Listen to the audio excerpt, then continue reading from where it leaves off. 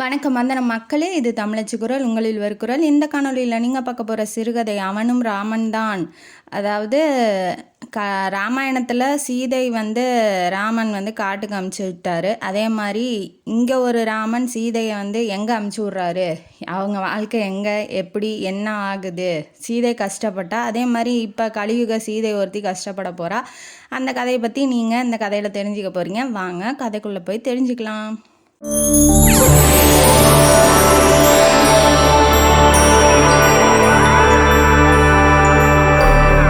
இந்த கதையோட ஆரம்பத்தில் ஹீரோயினியை இன்ட்ரடியூஸ் பண்ணுறாங்க. ஹீரோயினி இளம் பெண்ணெல்லாம் கிடையாது, 50-60 வயசு மதிக்கத்தக்க ஒரு பெண்மணி தான் இந்த ஸ்டோரியோட ஹீரோயினி. அவங்க பேர் சாரதா. அவங்க ஒரு அப்பார்ட்மெண்ட்டில் குடியிருக்காங்க.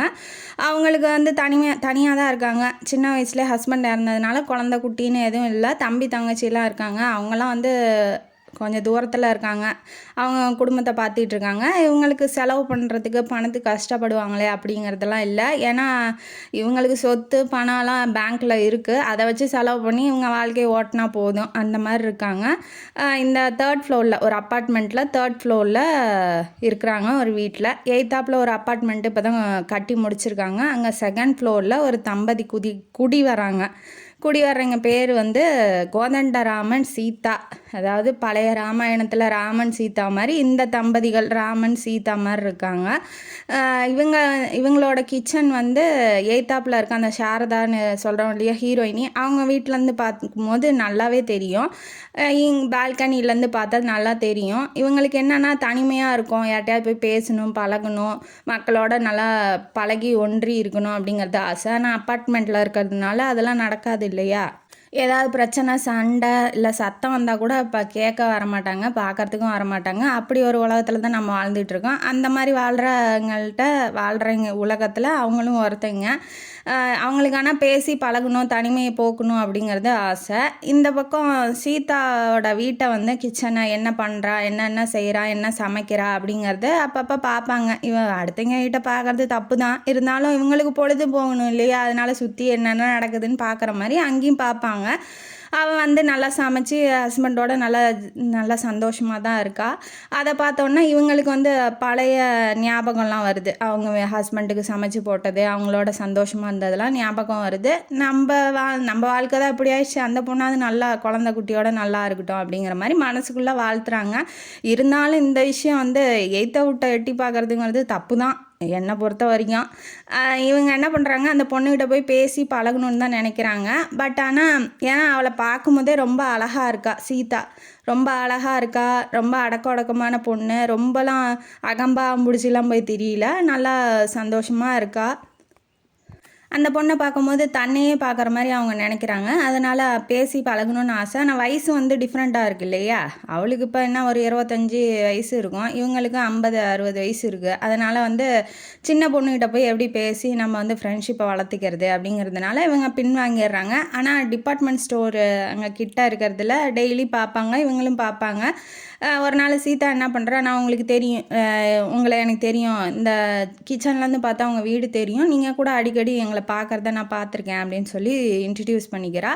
என் பேர் சீதா அப்படின்னு சொல்கிறா. இவங்களும் என் பேர் சாரதாம்மா, நான் அப்படி தனியாக தான் இருக்கேன், நான் பொழுது போகலன்னு பார்த்துட்டு இருப்பேன், மற்றபடி ஒன்றும் இல்லை, கோச்சுக்காக நீ நல்லபடியாக நல்லா உங்கள் புருஷனோட நல்லா இருக்கணும் அப்படின்னு சொல்லி அப்போது கொஞ்சம் கொஞ்சமாக பேசி ஃப்ரெண்ட்ஷிப்பை வளர்க்க ஆரம்பிக்கிறாங்க. என்னட்டெல்லாம் பேசுவியா, வயசு வித்தியாசமாக இருக்கு இல்லையா, என்கிட்டலாம் பேசுவியோன்னு தான் நான் பேசாமல் இருந்தேன் ஒழிஞ்சு, ஒன்றை எனக்கு ரொம்ப பிடிக்குமா அப்படின்னு சொல்கிறாங்க. சரிங்க அப்படின்னு சொல்லிட்டு இப்போ ஃப்ரெண்ட்ஷிப்புக்கு எதுக்குங்க வயசெல்லாம் தேவையில்ல, அதனால் நீங்களும் நானும் ஃப்ரெண்ட்ஷிப்பாகவே இருக்கலாம் அப்படின்னு. நீங்கள் உங்களை பார்த்தா எனக்கு அம்மா ஃபீல் வருது. அவளுக்கு அம்மாலாம் வெளியூரில் இருக்காங்க, அதாவது ராஜஸ்தான் வட இந்தியாவில் இருக்காங்க. இப்போ இவங்க இங்கே ட்ரான்ஸ்ஃபர் ஆனதுனால ஒரு கம்பெனியில் உயர் அதிகாரியாக இருக்கார் ஹஸ்பண்டு. அதனால் இங்கே குடியிருந்துட்டு இங்கே வேலை செஞ்சிட்ருக்காங்க அப்படின்னு சொல்லி கொஞ்சம் கொஞ்சமாக இந்த வீடு புதுசாமல் வாங்கியிருக்கீங்களா இல்லை குடி வந்திருக்கீங்களா அப்படின்னு சொல்லி கேட்கும்போது, இல்லை இது கம்பெனி தான் ரெண்ட்டு பே பண்ணுறாங்க, நாங்கள் கம்பெனி மூலமாக தான் இங்கே வந்திருக்கோம். சரி வாயேன், நீ ஒரு நாளைக்கு வீட்டுக்கு வாயேன், உங்கள் ஹஸ்பண்டை கூட்டிகிட்டு வா, நான் விருந்து வைக்கிறேன் அப்படிங்கிறாங்க. அதே மாதிரி அவளும் கூப்பிட்றா, நீங்கள் முதல்ல வாங்க எங்கள் வீட்டுக்கு அப்படின்னு சொல்லி கூப்பிட்றா. அதனால் ஒருத்தருக்கு ஒருத்தர் பேசுகிறாங்க, ஒருத்தருக்கு ஒருத்தர் வீட்டுக்கு போய்க்கிறாங்க, gift கொடுத்துக்கிறாங்க. இப்போ பக்கத்தில் இப்போ ஒருத்தங்க ஃப்ரெண்ட்ஷிப் ஆனால் அந்த மாதிரி தானே இருக்கும். முதல்ல அவங்க வீட்டுக்கு போவோம், அப்புறம் கொஞ்சம் கொஞ்சமாக பழகுவோம். குழம்பு, உப்பு, காரம், மிளகாத்தூள், மல்லித்தூள் இதெல்லாம் மாற்றிக்குவோம் இல்லையா? அந்த மாதிரி ஒருத்தருக்கு ஒருத்தர் துவையல், குழம்பு எல்லாம் மாற்றிக்கிட்டு நல்லா ஃப்ரெண்ட்ஷிப்பாக இருக்காங்க. ஹஸ்பண்ட் கோதண்டராமனும் வந்து நல்லபடியாக தான் பொண்டாட்டியை நல்லா பார்த்துக்கிறான். நல்லா காதலித்து கல்யாணம் பண்ணிக்கிட்டதுனால ரொம்ப அந்யோன்யமாக இருக்காங்க, நல்லபடியாக வாழ்கிறாங்க.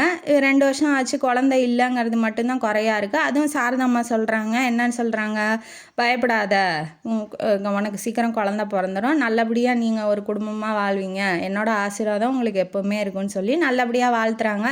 அவனும் ராமனும் கோதண்டராமனும் சீதாவும் நல்ல அம்மா மாதிரி இவங்களை சாரதாவை பார்க்குறாங்க. சாரதாவும் பொண்ணு பையன் மாதிரி தான் பார்த்துட்டு இருக்காங்க. நல்லபடியாக இப்படி போயிட்டு இருக்கும்போது இப்போ சீதா வீட்டில் ஒரு பிரச்சனை வருது. என்ன பிரச்சனை அப்படின்னா, அப்பார்ட்மெண்ட்டுன்னு இருந்தால் பலவிதமான மனிதர்கள் அங்கே வாழ்வாங்க இல்லையா? அப்போ எல்லாருமே பார்க்குற எல்லாருமே நல்லவர், இவர் நல்ல தங்கமானவர், இவர் போய் இப்படி பேசுகிறாங்களே இப்போ. ஆனால் உள்ளுக்குள்ளே அவன் விஷத்தோட உருவமாகவே இருப்பான். அது நமக்கு தெரியாது. வெளியில் என்ன இமேஜை காமிக்கிறாங்களோ அதுதானே நமக்கு உள்ளே பூந்துக்கிட்டா போய் அதை ஆராய்ச்சி பண்ண முடியும், கிடையாது. அதே மாதிரி தான் இப்போ பார்க்குறீங்க, ரொம்ப நல்லா டிப்டாப்பாக இருக்கான், நல்லா ட்ரெஸ் பண்ணியிருக்கான், நல்லா நீட்டாக இருக்கான், இவன்லாம் போய் கொள்ளடிப்பானா, இவன் ரேப் பண்ணுவானா, இவன் இப்படி இருப்பானா அப்படி இருப்பானா, நம்ம யோசனை கூட பண்ணி பார்த்துருக்க மாட்டோம். அந்த மாதிரி இருக்கிறவனுங்க தான் எல்லா வேலையும் பண்ணுவானுங்க.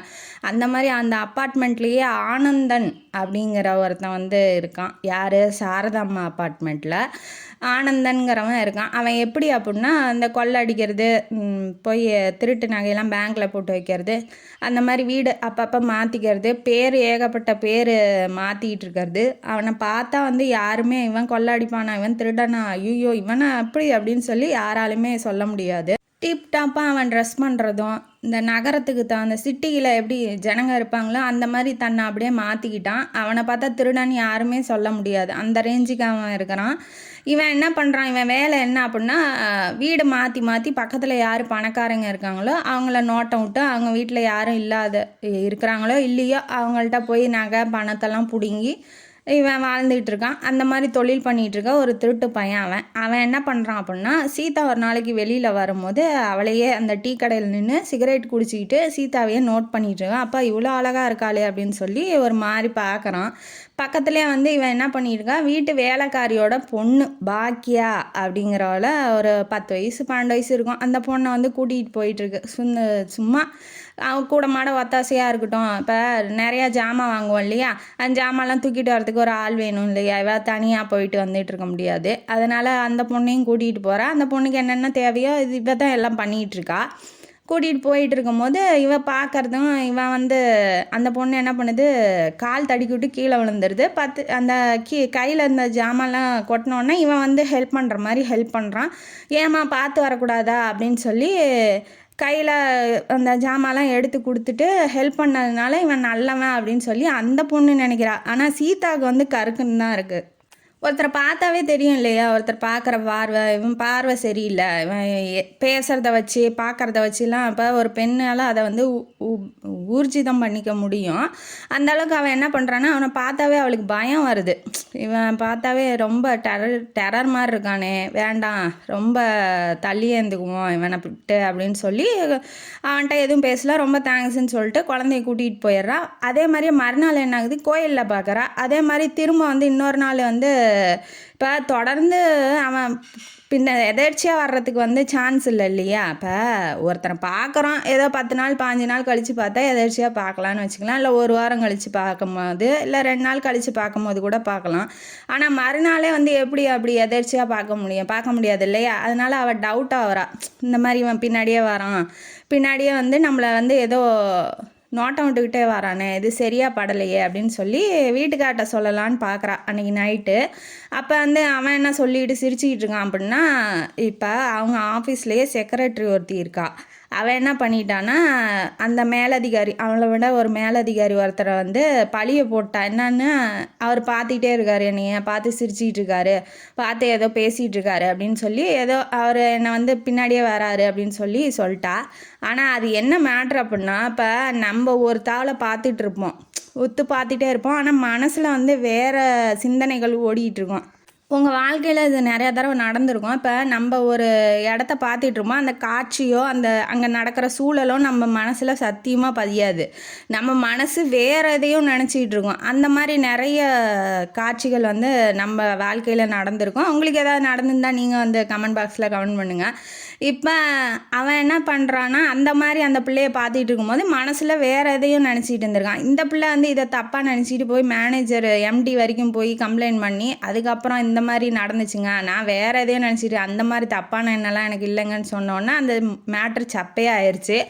அதை பற்றி பேசிக்கிட்டு இந்த மாதிரி அந்த பொண்ணு பண்ணிடுச்சுன்னு சிரிச்சிக்கிட்டு இருக்காப்புல இப்போ புருஷன். இப்போ இவன்கிட்ட போய் அவன் எதேர்ச்சியாக வரான், அவன் எதேர்ச்சியாக பார்க்குறான், எதேர்ச்சியாக தான் நம்ம பின்னாடி வரான்னு சொல்லிட்டா என்ன பண்ணுறது அப்படின்னு சொல்லி இவ பயப்படுறா. அதுவும் இல்லாமல் நம்ம தான் உலகிங்கிறேன் அழகி அப்படின்னு சொல்லிட்டு உலகத்துலேயே நம்ம தான் பெரிய பெண் அழகி அப்படின்னு சொல்லி நினச்சிக்கிட்டோன்னா இப்போ ஆண்கள்லாம் வந்து மேலே விழுந்துருவாங்கன்னு இந்த பெண்களுக்கெல்லாம் நினப்பு அப்படின்னு சொல்லி அவன் அதையும் சொல்லவும், சரி நம்ம ஏதாவது சொல்லி அதுக்கு ஏதாவது கிண்டல் பண்ணி சிரிச்சிடுவாரோ இல்லை நம்மளை நம்ப மாட்டாரோ அப்படின்னு நினச்சி இவன் அந்த மேட்டரை புருஷன்கிட்ட சொல்லவே இல்லை. என்ன பண்ணுறான்னா ஒரு லெட்டரில் எழுதி சாரதாம்மாவுக்கு மட்டும் சொல்கிறா, இந்த மாதிரி நாங்கள் வந்து எனக்கு பின்னாடியே ஒருத்தன் வந்து துரத்திக்கிட்டு வரான், எனக்கு பின்னாடியே நோட்டை விட்டுக்கிட்டே வரான் ஒரு 3 நாளாக, எனக்கு பயமாக இருக்குதுமா சொல்கிறதுக்கு புருஷங்கிட்ட, அதனால் நீங்கள் கொஞ்சம் நோட் பண்ணி என்னன்னு வந்து சொல்லுங்கள், நீங்கள் கொஞ்சம் கவனித்து பாருங்கள் யார் என்னன்னு எனக்கு தெரியல அப்படின்னு சொல்லி சாரதாம்மாவுக்கு லெட்டர் எழுதி அந்த வீட்டில் வேலை செய்கிற வேலைக்காரியோட பொண்ணு இருக்கா இல்லையா பாக்கியா, அவள்கிட்ட கொடுத்துட்டு இப்போ வெளியூருக்கு போகிறா. யார்? நம்ம சீதா வெளியூருக்கு போயிட்டா. இந்த மரமாக்கு என்ன பண்ணுது, அந்த லெட்டரை வாங்கிட்டு மழை இடி மின்னல் மழையெல்லாம் இருக்குது, அதனால் அந்த லெட்டரை வந்து பாக்கெட்டில் வச்சுக்கிட்டு போயிருக்கு. இப்போ மழை பெஞ்சதுனால ஒரு ஓரமாக ஒதுங்கி நிற்கும் போது அந்த காப்பாற்றினான் இல்லையா, அந்த ஜாமான்லாம் பொறுக்கி எந்திரி பாப்பான்னு சொல்லி சொன்னான் இல்லையா ஆனந்தன், அவன் வந்து பக்கத்தில் நிற்கிறான். என்ன அடையாளம் தெரியலையா, நான் தானே ஒன்று அன்னைக்கு தூக்கி விட்டு உதவி செஞ்சேன் அப்படிங்கும்போது, ஓ அப்படியா அங்கிள் அப்படின்னு சொல்லிட்டு, ஏம்மா இடி இருக்குது மழை வருது, ஏம்மா வீட்டை விட்டு வெளியில் வரங்கும் போது, இல்லை ஐயாவும் அம்மாவும் வெளியூருக்கு போகிறாங்க. இப்போ இந்த பிள்ளை மூலியமாகவே அந்த வீட்டில் என்ன நடக்குதுங்கிறத இவன் போட்டு வாங்குறான். இந்த குழந்தைங்கள்லாம் கள்ளக்கம்படம் இல்லாது யார்கிட்ட என்ன பேசணும்னு தெரியாது இல்லையா, அது இல்லாமல் அவன் உதவி செஞ்சுருக்காங்கும் போது இந்த பிள்ளை எல்லாத்தையும் சொல்லிடுது, அதுக்கு ஒன்றும் தெரியல, இவன் வந்து ஒரு திருடன் கொள்ளைக்காரன் ரேபிஸ்ட்டு அப்படிங்கிறதெல்லாம் எதுவுமே தெரில. அந்த பொண்ணு என்ன பண்ணிடுது சொல்லிடுது, இந்த மாதிரி ஐயாவும் அம்மாவும் ஊருக்கு போகிறாங்க, அடுத்த மாதம்தான் வருவாங்க, 10 நாள் கழித்து தான் வருவாங்க, அதனால் என்னை 1ஆம் தேதிக்கு வர சொல்லிட்டாங்க அப்படின்னு சொல்லுது. அந்த அம்மா வந்து அந்த வீட்லேயா இருக்காங்க, 4ஆம் நம்பர் வீட்டில் தானே, ஐயோ இல்லை 14ஆம் நம்பர் வீட்டில் இருக்காங்கன்னு அந்த வீடு அந்த வீட்டில் இருக்க சூழல் என்ன, அந்த வீட்டில் இருக்க அந்த ஐயா எத்தனை மணிக்கு வருவார் போவார் எல்லாத்தையும் இந்த வேலைக்கார பொண்ணு இருக்கு இல்லையா, அந்த பொண்ணு மூலயமா அவன் தெரிஞ்சுக்கிட்டு இப்போ அவன் ஒரு பிளான் போட்டுக்கிட்டு இருக்கான்.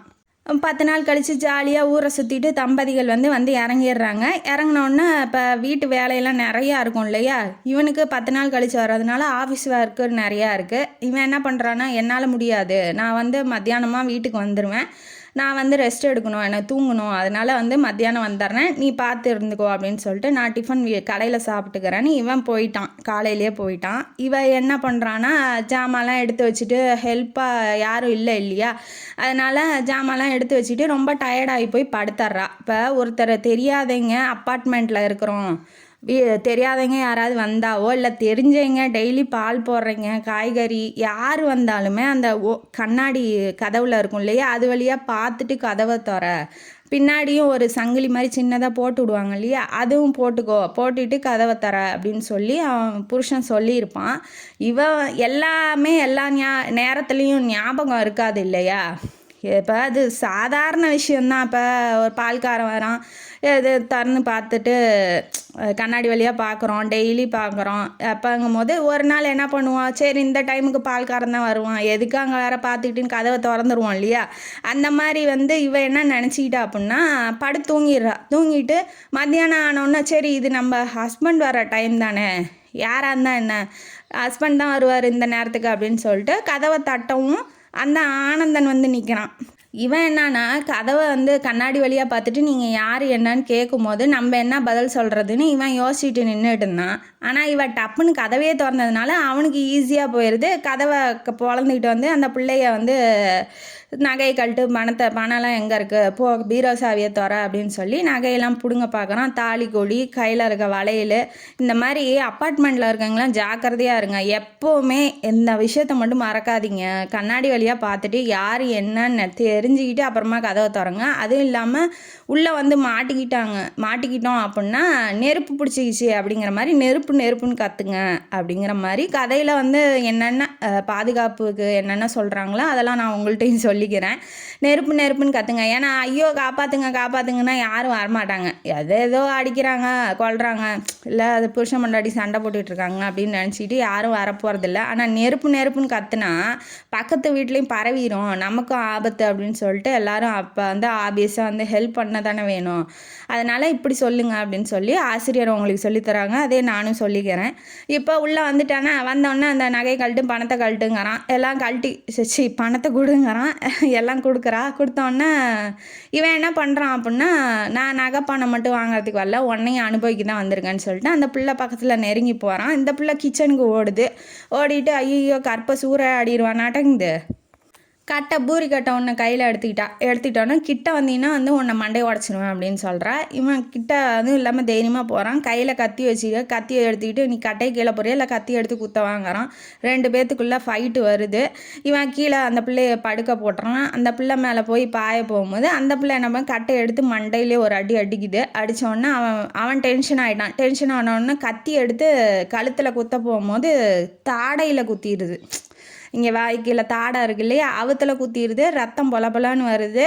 பத்தாவதுக்கு மூஞ்செல்லாம் போட்டு கீறி வச்சுட்டான் அவன் நகத்தை வச்சு. அந்த பிள்ளைய வந்து சித்திரவதை பண்ணிட்டான். இப்போ ரத்தம் வந்தோடனே 4 அடி அடித்து போட்டு இவன் நீ வேணான்னு சொல்லிட்டு அந்த பிள்ளைய எதுவும் பண்ணல. கற்பழிப்புலாம் அங்கே ரேப்லாம் நடக்கலை. இவன் வேணான்னு சொல்லிட்டு இவன் என்ன பண்ணிட்டான், கிளம்பி அந்த நகை மட்டும் எடுத்துக்கிட்டு வந்துட்டான். பணத்தெல்லாம் எடுக்கல. அந்த தாலி கொடியும் கையில் இருக்க 4 வளையலையும் எடுத்துக்கிட்டு வந்துட்டான். வந்தோடனே இப்போ இங்கே என்ன நடந்துச்சு அப்படிங்கிறது புருஷனுக்கு தெரியாது. அவன் தான் வர டைம் தானே. இவன் என்ன பண்ணுறான், கதவை தட்டி பார்க்குறான். அவன் வந்து திறக்கலை. இப்போ அவன்கிட்ட அந்த சாவியை கொண்டு கதவை திறந்தோடனே உள்ளே வந்து ரத்த வெள்ளத்தில் கிடக்குறா. இவனுக்கு என்ன பண்ணணுங்கிறது ஒன்றும் புரியல. ஆபியஸாக இது வந்து எல்லாத்துக்கும் இருக்கிறது தானே. இப்போ ஒருத்தங்க திடீர்னு நம்ம மூளை ஒர்க் ஆகாது. ஏதாவது தேவைப்படும் போது, தேவையில்லாதப்ப வந்து தேவையில்லாதெல்லாம் யோசிச்சுட்டு இருக்கோம். தேவைப்படும் போது யூஸ் ஆகாதுன்னு வச்சுக்கோங்களேன் நம்ம மூளை. அந்த மாதிரி அவனுக்கு என்ன பண்ணுன்னு தெரில. ரத்தத்தெல்லாம் தொடச்சிட்டு தண்ணி கொடுக்க வைக்கிறான். தண்ணியெல்லாம் தெளித்து விட்றான் மேலே. எந்திரி உயிர் இருக்கான்னு பார்க்குறான். மூச்சு வந்துக்கிட்டு தான் இருக்குது. இப்போ என்ன பண்ணுறான்னா சாரதா அம்மாவுக்கு, அவங்க தானே தெரிஞ்ச ஒரே ஆள் இந்த ஊரில், அதனால அவங்களுக்கு ஃபோன் பண்ணுறான். ஃபோன் பண்ணோன்னே அவங்க என்ன சொல்கிறாங்கன்னா போலீஸ் வரட்டும், நீ எதுவும் பண்ணாத, எங்கேயும் டச் பண்ணாத, எந்த பொருளையும் எடுக்காத, போலீஸ் வந்து அவங்க விசாரிச்சுக்குவாங்க, நான் வந்துடுறேன், ஆம்புலன்ஸுக்கு ஃபோன் பண்ணிட்டு வந்துடுறேன் அப்படின்னு சொல்லிட்டு ஆம்புலன்ஸுக்கு ஃபோன் பண்ணுறாங்க. அந்த சாரதாம்மாவுக்கு தெரிஞ்ச இன்ஸ்பெக்டரு, அவர் பேர் ரங்கநாதன். அவர் தான் வந்து இப்போ கேஸை டீல் பண்ண போகிறாரு. அவர் வந்தோடனே இந்த மாதிரி ரத்த வெள்ளத்தில் கிடந்தா பத்திரிக்கைக்காரங்களாம் சும்மா இருப்பாங்க, இந்த மாதிரி திருடன் உள்ளே பூந்துட்டான், அந்த பெண் கற்பழிக்கப்பட்டு ஒன்றும் நடக்கலை, இவனுங்களாம் கதை எழுதி விட்றானுங்க, கற்பழிக்கப்பட்டு நகையெல்லாம் திருட்டு போயிடுச்சு இந்த அப்பார்ட்மெண்ட்டில், இந்த பெண்மணிகிட்ட பேர் சீதா அப்படின்னு சொல்லி பத்திரிகையெல்லாம் வந்துருச்சு. அதுக்குள்ளே இவங்க போய் ஹாஸ்பிட்டலில் சேர்த்தோன்னே அந்த டாக்டர் அம்மா வந்து கவலைப்படாதீங்க, ரெக்கவர் ஆக ஒரு 2-3 மாதம் ஆகும், ரேப்லாம் எதுவும் நடக்கலைங்க, அந்த மாதிரி எந்த அறிகுறியும் இல்லை அப்படின்னு சொன்னோன்னே தான் அவனுக்கு நிம்மதியாகுது. யார், கோதண்டராமனுக்கு. இப்போ இவன் டாக்டரே வந்து ஊர்ஜிதம் படுத்திட்டா எதுவும் நடக்கலை அப்படின்னு. ஆனால் அந்த பத்திரிகைகள்லாம் சும்மா இல்லாமல் அவள் பேரை போட்டு நார் அடிக்கிறதும் இந்த மாதிரி பண்ணுறதும் ராமனுக்கு வந்து பிடிக்கல. இன்ஸ்பெக்டர் என்ன பண்ணுறாரு, திருடிட்டு போனால் வளையல் அந்த இதெல்லாம் போய் எப்படியும் அடகு வைப்பான் விற்பான் இல்லையா. அப்போ திருட்டு நகையெல்லாம் வாங்குகிற நகை வியாபாரியை பார்த்தோன்னா இதுக்கு காரணம் யார் அப்படின்னு சொல்லி கண்டுபிடிக்க ஆரம்பிக்கிறாரு. அவர் வந்து ஆனந்தன் தான் வந்தான் இப்படி நேற்று, ஆனால் அவன் நகையை என்கிட்ட விற்கலை, 2 நாள் கழித்து வரன்ட்டு போயிட்டான், அவன் இப்போ எங்கே இருப்பான் அட்ரஸ் எழுதி கொடுன்னு சொல்லி அட்ரஸ் ஒரு 3 அட்ரஸ் வாங்கிட்டு போகிறாப்புல. ஏன்னா அங்கே அவன் எங்கே இருக்கான் அப்படிங்கிறது தெரியாது. அவன் அடிக்கடி வீடு மாற்றுவான், பேரும் மாற்றுவான்.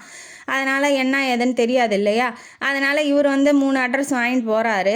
2ல் விசாரிக்கிறாரு, ஒன்றும் கிடைக்கல. 3ஆவதாக விசாரிச்சுட்டு அவங்க சொந்த வீட்டுக்கே, அதாவது அவன் எங்கே புருஷன் பொண்டாட்டி அம்மா கூட இருக்கானோ அந்த வீட்டுக்கே போய் அவனை பிடிச்சிட்றாங்க. பிடிச்சோடனே நீ தாம்மா வந்து அடையாளம் காட்டணும். அதுக்குள்ளே இவளுக்கு ரெக்கவர் ஆயிடுது. சீதாவுக்கு எல்லா வேலையும் ஒரு சாரதா தான் பார்த்துக்கிறாங்க. முன்னாடி இந்த பொண்ணு மாதிரி அவளுக்கு முடியாதப்ப அவளுக்கு என்னென்ன தேவையோ எல்லாமே சாரதாம்மா தான் பார்த்துக்கிறாங்க. பத்தாதுக்கு அவள் வேறு ப்ரெக்னெண்ட்டாக இருக்கா. இதுக்கு முன்னாடியே வந்து தெரிஞ்சிருக்கும் சாரதாம்மாவுக்கு, சொல்லியிருப்பா. அவள் வீட்டுக்கு வந்து பேசிக்கிட்டு இருந்தாங்க இல்லையா, அப்பயே வந்து நான் ப்ரெக்னெண்ட்டாக இருக்கேன், நீங்கள் சொன்னதெல்லாம் பழிச்சிருச்சு அப்படின்னு சொல்லி ஸ்வீட்லாம் வந்து பரிமாறிக்குவாங்க. இவள் ப்ரெக்னெண்ட்டாக இருக்கா, ஆனால் குழந்தைக்கு எதுவும் ஆகலை. இதெல்லாம் வந்து மெடிக்கல் மிராக்கிள் தான், பரவாயில்ல, இவ்வளோ பிளட்டு லாஸ் ஆகியும் எதுவும் ஒன்றும் அசம்பாவிதம் எதுவும் நடக்கலை அப்படின்னு சொல்லி டாக்டர் அம்மாவும் சொல்கிறாங்க. சரின்ட்டு இன்ஸ்பெக்டர் ஹாஸ்பிட்டலுக்கு வராப்புல வந்தோடனே இந்த மாதிரி நீதாம்மா வந்து அடையாளம் காமிக்கணும் அப்படின்னு சொன்னோன்னே ராமனுக்கு வந்து இது பிடிக்கல. ஏன்னா பத்திரிக்கைக்காரங்களாம் இவன் பின்னாடி வந்து உங்கள் பொண்டாட்டிக்கு என்ன ஆச்சு, ஏதாச்சு, ரேப்பா, என்ன ஏது சொல்லுங்கள், எங்கே என்னென்ன நகையெல்லாம் போச்சு, இல்லை எப்படி எங்கே குத்தனா அப்படின்லாம் வந்து விசாரித்து இந்த கட்டுரை மாதிரி எழுதுவாங்க இல்லையா, அந்த மாதிரி வந்து விசாரிச்சுருக்காங்க. அதெல்லாம் அவனுக்கு பிடிக்கல, வெளியில் அமுச்சு விட்ருப்பான் பத்திரிக்கைக்காரங்கள்லாம். இப்போ வந்து இவ போய் சொன்னான்னா இன்னும் கொஞ்சம் பிரச்சனை ஆயிரும், இன்னும் பேர் வந்து கெட்டு போயிடும், இப்போ என்ன பண்ணுறது அப்படிங்கிற மாதிரி யோசிச்சுட்டு இருக்கும்போது சாரதாம்மா தான் சொல்கிறாங்க, இப்போ இன்றைக்கி உனக்கு நடந்திருக்கு, இதே பல பெண்களுக்கு, தனியாக இருக்க பெண்களுக்கு நடக்கலாம் இல்லையா. இப்போ வீட்டில் ஹஸ்பண்ட் இல்லாதப்ப வீட்டில் தனியாக இருக்க எத்தனையோ கல்யாணம் ஆன பெண்கள் இருக்காங்க. அப்போ நீ முன்னாடி வந்து சொன்னினா தான் அவங்களுக்குலாம் ஒரு உதாரணமாக இருக்கும். வந்து சொல்லுங்கள், உங்களால் முடியும், நான் எது வந்தாலும் நான் பார்த்துக்கிறேன் அப்படின்னு சொல்லி ஒரு தைரியமாக அம்மா மாதிரி சொல்லவும் அவனும் வந்து சரின்னு ஒத்துக்கிறான். ஒத்துக்கிட்டதுக்கப்புறம் இவளும் போய் அடையாளம் காமிச்சு விட்டுறா இவன் தான் அப்படின்னு சொல்லிட்டு ஆனந்தனை. அதனால் கேஸு ரொம்ப ஸ்ட்ராங் ஆயிடுச்சு. சரின்ட்டு அவனுக்கு ரொம்ப சந்தோஷம், இன்ஸ்பெக்டருக்கு எப்படியோ பிடிச்சிட்டோம் அப்படின்னு. இப்போ நாட்கள் நகருது. ஆப்வியஸாக கேஸு போட்டால் கோர்ட்டுக்கு போய் தானே ஆகணும். அப்போ கோர்ட்டில் போய் கர்ப்பிணி பொண்ணு நின்றுட்டு இந்த மாதிரி இவன் வந்தான், என்கிட்ட நகை கேட்டான், இந்த மாதிரி சண்டே ஆயிடுச்சு, இப்போ அடித்து போட்டு என்னை குத்திட்டு இவன் போயிட்டான் அப்படின்னு சொன்னான். அந்த வக்கீல் இருக்கான் பற்றி, ஆனந்தனோட வக்கீல் என்ன சொல்கிறாரு, இந்த ஒரே பாயிண்ட்டை பிடிச்சிக்கிட்டான். நீங்கள் எதுக்கு கதவு திறந்தீங்க, ஆளே தெரியல, யார் என்னன்னே தெரியல, அப்படி இருக்கும்போது நீங்கள் எப்படி கதவை திறக்கலாம், அப்பார்ட்மெண்ட் கதவை, யாருன்னே தெரியாதவங்களுக்கு நீங்கள் எப்படி கதவை திறந்து விட முடியும், இது சுத்தமாக பொய். இந்த அம்மாவுக்கும் அந்த ஆனந்தனுக்கும் பழக்கம் இருக்குது. எது, ஆனந்தனோட வக்கீல் வந்து இப்படி இப்போ வாதாடுறாரு கோர்ட்டில்.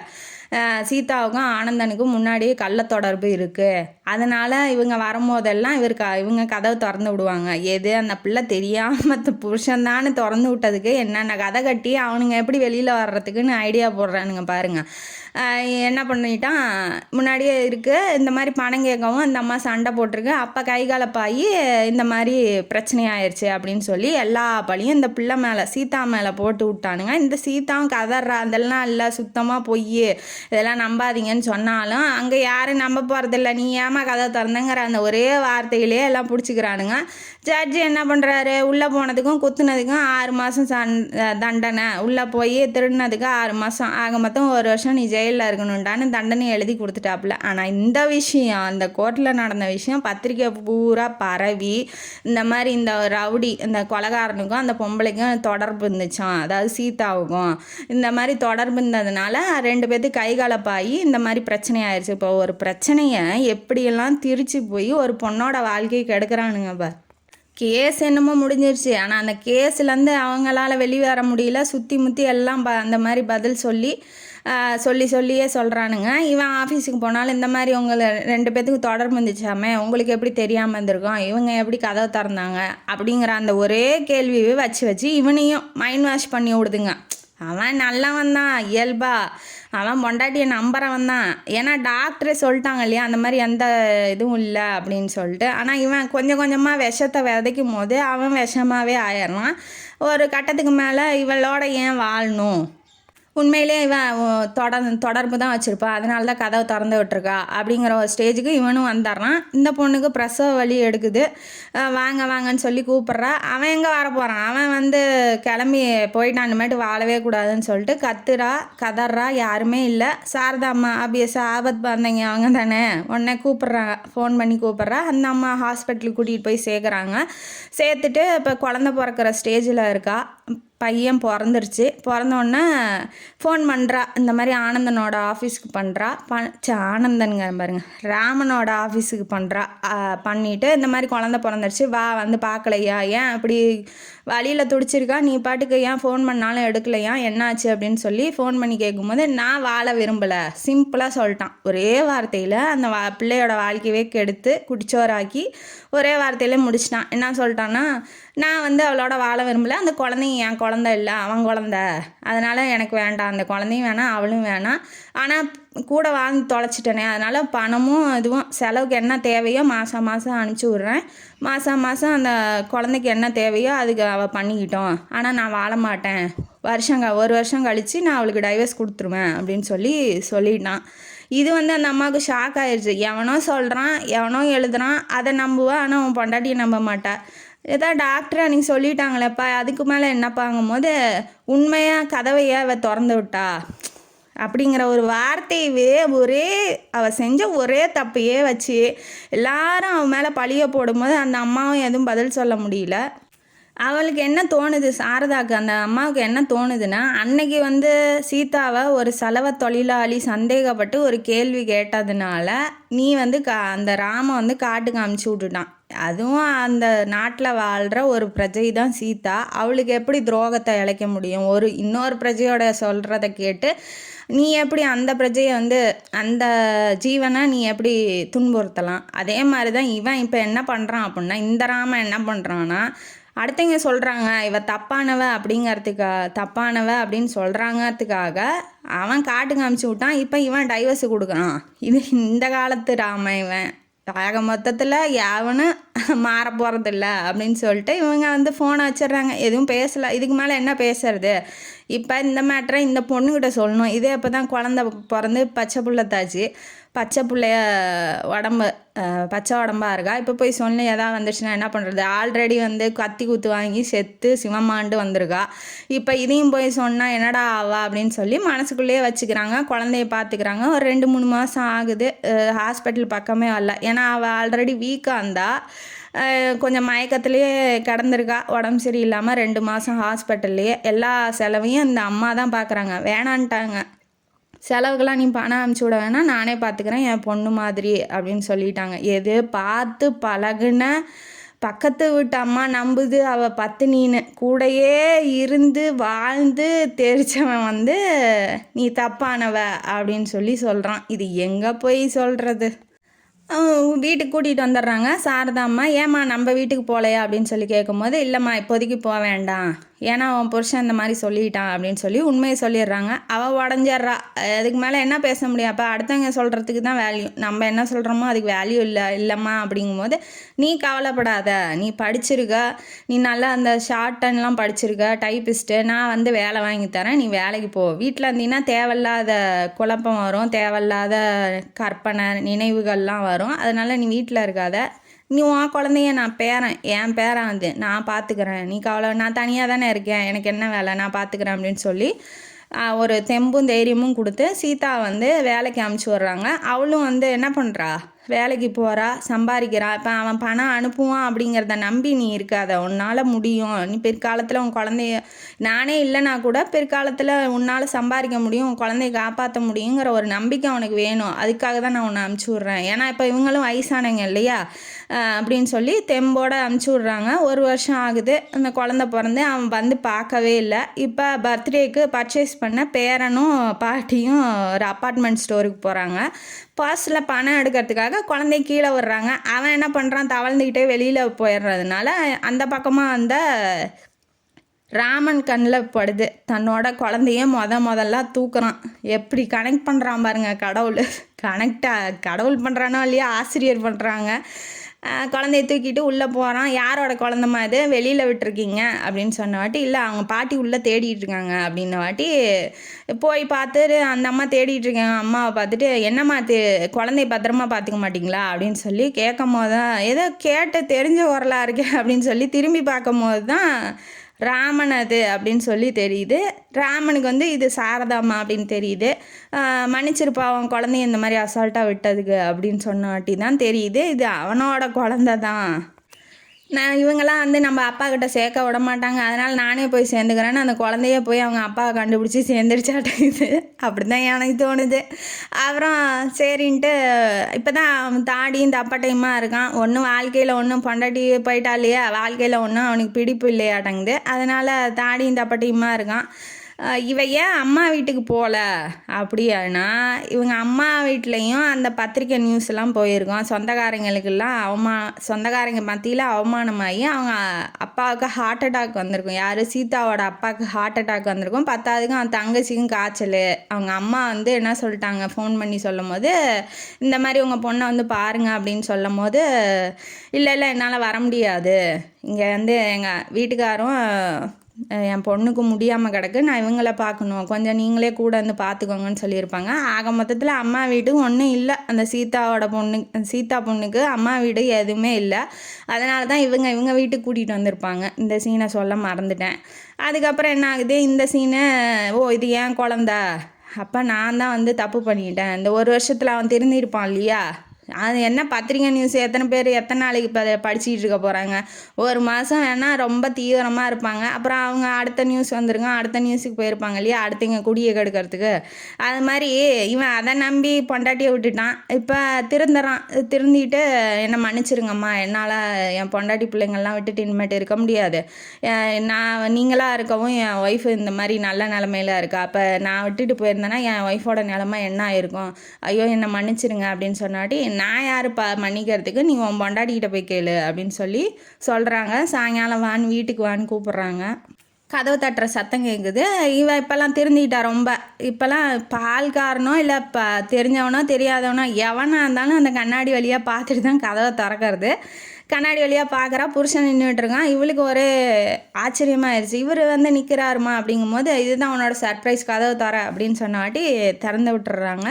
உள்ளே வந்தோன்னே மனைவியிட்ட மன்னிப்பு கேட்குறான், என்னை மன்னிச்சிரு, என்னால் தான் உனக்கு இந்த நிலமை, ரொம்ப சாரி, என்னை மன்னிச்சிரு, நீ என்னை ஏற்றுக்குவேன்னு நான் நினைக்கிறேன், இனிமேட்டு நான் உன்னை சந்தேகப்பட மாட்டேன், என் சந்தேகத்தினால இப்போ உன் வாழ்க்கை என்ன இருக்கும், நல்ல வேலை சாரதாம்மா மாதிரி ஒரு அம்மா கிடச்சாங்க அப்படின்னு சொல்லி அவங்க காலையும் விழுந்து மன்னிப்பு கேட்குறான். புருஷன் பொண்டாட்டி குழந்தைங்க எல்லாம் ஒன்று சேர்ந்துட்டு அந்த ஊரை விட்டே காலி பண்ணிவிட்டு வேறு ஊருக்கு ஷிஃப்ட் ஆகி போகிறாங்க. அங்கேயும் இந்த மாதிரி ஏதாவது பிரச்சனை வந்து அடுத்தவன் சொல்கிறாங்கிறதுக்காக பொண்டாட்டியை ஒதுக்கி வைக்காமல் இருந்தால் சரி, அந்த ராமன் அந்த சீதா கூட கடைசி வரைக்கும் நல்லா வாழணும்னு நம்ம சொல்லுவோம். இவன் இப்போ அந்த காலத்து சீதா, அதாவது ராமாயண சீதா ராமனை மன்னிக்கல, பூமிக்குள்ளே போயிட்டா. ஆனால் இந்த சீதா மன்னிக்கிறா. ஏன்னா குழந்தைக்காக.